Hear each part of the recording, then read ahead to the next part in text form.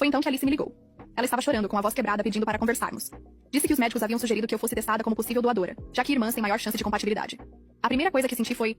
nada. Absolutamente nada. Não senti pena, não senti raiva, não senti satisfação. Era como se ela fosse uma estranha me pedindo algo. E talvez fosse isso mesmo. Alice nunca havia sido realmente minha irmã. Marcamos para nos encontrarmos em um café neutro. Quando cheguei, Alice estava visivelmente debilitada. Ela havia perdido peso, a pele estava amarelada e parecia ter envelhecido 10 anos em poucas semanas. Pela primeira vez na vida, ela não parecia superior a mim. Alice começou pedindo desculpas. Disse que estava arrependida de tudo que havia feito, que o affair com Marcos havia sido um erro, que ela não queria machucar Emily. Ela chorava enquanto falava implorando para que eu a perdoasse e concordasse em fazer os exames para a doação. Eu a deixei falar por uns 20 minutos, apenas observando. Ela prometeu que terminaria com Marcos, que se afastaria da minha vida, que faria qualquer coisa que eu pedisse. Disse que havia aprendido a lição e que nunca mais interferiria na minha felicidade. Quando ela terminou, eu simplesmente disse: não. Alice ficou em choque. Perguntou se eu havia entendido direito, se eu sabia que ela poderia morrer sem um transplante. Eu respondi que havia entendido perfeitamente, e que minha resposta continuava sendo não. Ela começou a ficar histérica, dizendo que eu não podia ser tão cruel, que éramos irmãs, que ela estava se desculpando sinceramente. Eu respondi que ela estava se desculpando apenas porque precisava de algo de mim, não porque estava realmente arrependida. Quando Alice percebeu que eu não ia mudar de ideia, ela mostrou sua verdadeira face. Começou a me xingar, dizendo que eu sempre fui invejosa, que estava usando a situação para me vingar, que eu era uma pessoa horrível que preferia ver a própria irmã morrer a perdoar. Eu levantei da mesa e disse: Alice, você passou 28 anos da minha vida me tratando como lixo. Você seduziu meu marido, destruiu meu casamento e quase matou minha filha. Agora você quer que eu literalmente dê um pedaço de mim para salvar sua vida? Você não merece nem minha simpatia, quanto mais meu rim. E saí do café, deixando ela chorando sozinha. Desde então, minha família inteira me liga constantemente. Meus pais dizem que sou uma monstro, que vou ter que viver com a morte de Alice na consciência.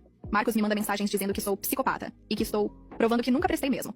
Amigos da família estão me pressionando, dizendo que é minha obrigação cristã ajudar minha irmã. Alguns colegas de trabalho, que sabem da situação, me olham de forma estranha, como se eu fosse realmente uma pessoa horrível. Mas vocês sabem o que eu sinto? Paz. Pela primeira vez na vida, eu coloquei limites firmes com minha família. Eu não sou obrigada a salvar a vida de alguém que passou anos tentando destruir a minha. Alice está piorando. Ela está fazendo diálise 3 vezes por semana. E os médicos disseram que sem um transplante, ela tem no máximo 2, 3 anos. Meus pais estão desesperados, procurando doadores compatíveis no mundo inteiro. Mas eu não vou ceder. Não importa quantas pessoas me chamem de cruel. Eu tenho que viver com minhas escolhas. E escolho proteger minha filha e minha sanidade mental acima de tudo. Edith. Muita gente perguntando se eu não sinto nenhuma culpa. Honestamente, não. Eu sinto que o universo está finalmente fazendo justiça. Edith 2. Para quem está dizendo que sou horrível, Alice quase matou minha filha. Vocês realmente acham que eu deveria recompensar isso doando um órgão? Edith 3. Sim. Eu procurei terapia após toda essa situação. Minha terapeuta me ajudou a entender que não sou obrigada a me sacrificar por pessoas que me machucaram. Edith 4. Update. Marcos terminou com Alice. Aparentemente, cuidar de alguém doente não é tão glamouroso quanto ele imaginou. Que surpresa. Edith 5. Alguém sugeriu que eu deveria considerar doar mesmo assim pela Emily para que ela não cresça sem a tia. Vocês estão brincando, né? A tia tentou envenenar minha filha. Atualização final. Pessoal, essa vai ser minha última atualização sobre essa saga. Muita coisa aconteceu nos últimos meses, e sinto que é hora de fechar esse capítulo da minha vida. Preparem-se, porque o karma trabalhou de forma mais completa do que eu poderia imaginar. Primeiro, vou atualizar vocês sobre a situação legal. O processo de divórcio foi finalizado há 3 meses. Consegui tudo o que queria. Guarda total da Emily, pensão alimentícia substancial e a casa. Marcos tentou contestar, mas com toda a documentação sobre o affair, e especialmente o incidente, com a alergia ele não tinha chance. O juiz foi particularmente duro com ele durante a audiência final. Disse que qualquer pai que colocasse uma criança em risco da forma que ele fez, permitindo que Alice tivesse acesso a Emily sabendo de sua animosidade, não merecia guarda não supervisionada. As visitas de Marcos continuam sendo supervisionadas. E francamente, ele mal usa esse tempo. Agora, sobre Alice e a situação médica. Nos últimos meses, ela piorou significativamente. A diálise está afetando seu corpo de forma brutal. Ela perdeu cerca de 20 quilos, o cabelo está caindo e ela parece uma sombra do que era antes. Meus pais finalmente aceitaram que eu não mudaria de ideia sobre a doação e começaram a procurar outras opções desesperadamente. Eles colocaram anúncios em jornais, criaram páginas nas redes sociais, até tentaram uma campanha no GoFundMe para pagar por um rim no mercado negro, que obviamente foi derrubada. A desespero deles era palpável, mas eu permaneci firme na minha decisão. Em junho, algo interessante aconteceu. Marcos apareceu na minha porta, completamente destruído. Ele estava barbudo, com roupas amarrotadas, cheirando a álcool. Disse que precisava conversar urgentemente comigo. Inicialmente pensei que fosse sobre Emily, então deixei ele entrar. O que ele me contou foi surreal. Aparentemente, desde que Alice ficou doente, a vida dele virou um inferno. Ela se tornou extremamente controladora e manipuladora, usando a doença para conseguir tudo o que queria. Marcos disse que Alice o fazia pagar todas as contas médicas dela, que tinha transformado a casa dos meus pais em um hospital particular, contratando enfermeiras particulares e exigindo equipamentos caríssimos. Ela gastava o dinheiro dele em tratamentos alternativos duvidosos e suplementos que custavam uma fortuna. Mas o pior, segundo ele, era o comportamento dela. Alice havia se tornado verbalmente abusiva, gritando com ele constantemente, culpando-o por não conseguir convencer eu a doar o rim. Ela dizia que se ele fosse homem de verdade, eu teria cedido há muito tempo. Marcos admitiu que havia percebido que Alice nunca o amou realmente. Ela estava apenas usando ele para me machucar, e agora que estava doente, ele era útil apenas como fonte de recursos financeiros. Ele disse que se sentia como um ATM ambulante. O ponto de ruptura foi quando Alice sugeriu que Marcos processasse pela guarda da Emily, não porque ela queria conviver com minha filha, mas porque acreditava que se ele tivesse mais tempo com Emily, eu me sentiria pressionada a doar o rim. Ou seja, ela queria usar minha filha como moeda de troca. Foi nesse momento que Marcos finalmente enxergou quem Alice realmente era. Ele terminou com ela na mesma semana, se mudou para um apartamento pequeno e desde então estava tentando reconstruir sua vida. Ele me pediu desculpas. Não pelas escolhas que fez, mas por ter demorado tanto para ver a verdade. Disse que entendia porque eu não queria doar o rim, que Alice não merecia minha generosidade depois de tudo que havia feito. Honestamente, ouvir Marcos admitir tudo isso foi satisfatório de uma forma que eu não esperava. Durante meses, eu havia sido pintada como a vilã da história por toda a família. Agora, até mesmo o homem que me traiu estava reconhecendo que Alice era tóxica. Mas o karma ainda não havia terminado seu trabalho. Em agosto, descobrimos que Alice havia mentido sobre suas finanças. Ela havia contraído dívidas enormes em cartões de crédito e empréstimos para pagar os tratamentos médicos. Quando os credores começaram a cobrar, ela não tinha como pagar. Meus pais, que já haviam gastado suas economias ajudando Alice, tiveram que hipotecar a casa da família para cobrir as dívidas. A casa onde eu cresci, onde eles planejavam viver o resto da vida, agora tinha uma hipoteca que eles jamais conseguiriam pagar com a aposentadoria. Alice também havia forjado documentos, usando o nome de Marcos para conseguir empréstimos. Quando ele descobriu, entrou com queixa na polícia. Ela foi indiciada por fraude, e mesmo estando doente, teve que comparecer em audiências. A situação financeira ficou tão desesperadora que meus pais me ligaram implorando por ajuda.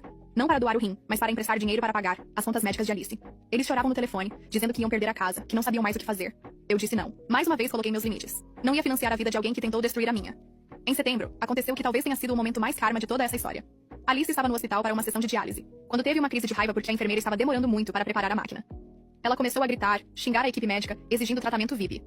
A enfermeira, que aparentemente já estava farta do comportamento dela, respondeu na mesma altura. Alice ficou tão furiosa que tentou agredir fisicamente a enfermeira. A segurança do hospital foi chamada, e Alice foi banida daquela clínica. O problema é que era a única clínica de diálise na nossa cidade que aceitava o plano de saúde dela. As outras clínicas são privadas e custam uma fortuna por sessão. Meus pais tiveram que dirigir 2 horas até a próxima cidade 3 vezes por semana para levar Alice à diálise. Isso custava gasolina, pedágio e tempo que eles não tinham. A situação financeira deles se deteriorou ainda mais. Foi por volta dessa época que descobri algo que mudou completamente minha perspectiva sobre tudo. Uma prima distante me ligou contando uma história que ela havia guardado por anos. Quando éramos crianças, Alice havia machucado propositalmente vários animais de estimação da família. Nossa prima contou que Alice havia envenenado o cachorro da nossa avó quando tínhamos 8 e 12 anos. Ela também havia, acidentalmente, deixado o gato dos vizinhos escapar durante uma tempestade, sabendo que ele provavelmente morreria. E havia mais histórias. Pequenos atos de crueldade que todos na família sabiam, mas que eram abafados pelos meus pais. Essa informação me fez perceber que o incidente com Emily não havia sido um impulso momentâneo de ciúmes. Alice sempre foi capaz de crueldade calculada. Ela sempre soube exatamente o que estava fazendo quando machucava outros seres vulneráveis. Em outubro, recebi uma ligação inesperada. Era um investigador particular que havia sido contratado por um escritório de advocacia. Aparentemente, Alice estava sendo investigada por fraude de seguros relacionada aos seus tratamentos médicos. O investigador descobriu que Alice havia exagerado seus sintomas e manipulado exames para conseguir cobertura para tratamentos desnecessários e caros. Ela também havia mentido sobre sua condição em várias ocasiões para conseguir benefícios por incapacidade. Quando essas informações vieram à tona, o plano de saúde dela cancelou a cobertura. Sem seguro, ela não conseguia mais pagar pela diálise. A situação se tornou desesperadora muito rapidamente. Foi então que Alice fez sua última tentativa de me manipular. Ela apareceu na minha casa. Literalmente apareceu. Mesmo sabendo que havia uma ordem judicial proibindo contato comigo. Ela estava em uma cadeira de rodas, visivelmente debilitada, com minha mãe empurrando a cadeira. Quando abri a porta, Alice começou a chorar dramaticamente, implorando por misericórdia. Ela disse que estava morrendo, que tinha no máximo algumas semanas sem diálise, que eu era sua única esperança. Minha mãe também estava chorando, dizendo que eu era a única pessoa que podia salvar sua filha. Vocês sabem o que eu fiz? Eu ri. Literalmente ri na cara delas. Não foi uma risada cruel ou sádica. Foi uma risada de alívio, de liberdade. Eu finalmente entendia que não devia nada a essas pessoas. Disse a elas que Alice havia feito suas escolhas durante toda a vida e agora estava enfrentando as consequências. Que eu não era responsável por salvá-la, especialmente depois de tudo que ela havia feito para me destruir. Alice ficou furiosa. Mesmo em cadeira de rodas, moribunda, ela conseguiu mostrar seu verdadeiro caráter.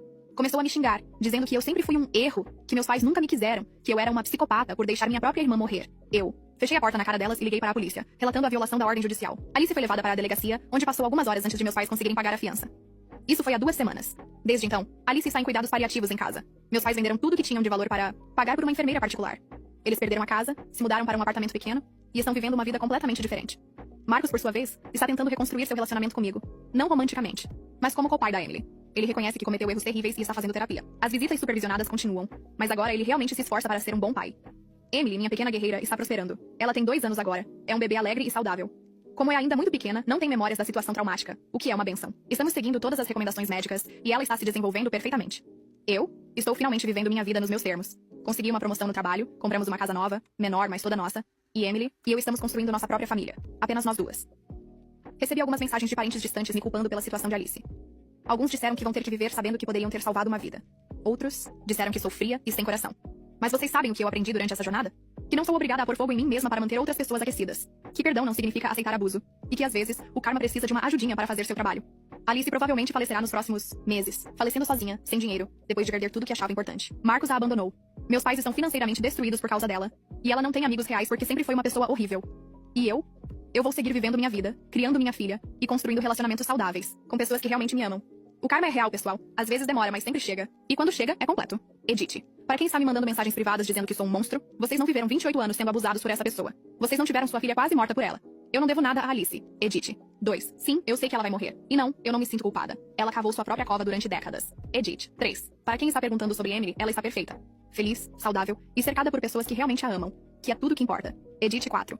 Alguns estão dizendo que eu deveria perdoar por mim mesma. Já perdoei. Perdoei a mim mesma por ter tolerado abuso por tanto tempo. Vou parar de postar sobre isso agora. Emily e eu temos uma vida para viver e não vou mais olhar para trás. Obrigada a todos que me apoiaram durante essa jornada. Vocês me ajudaram a permanecer sã quando todo mundo estava me dizendo que eu era louca. Fim da história.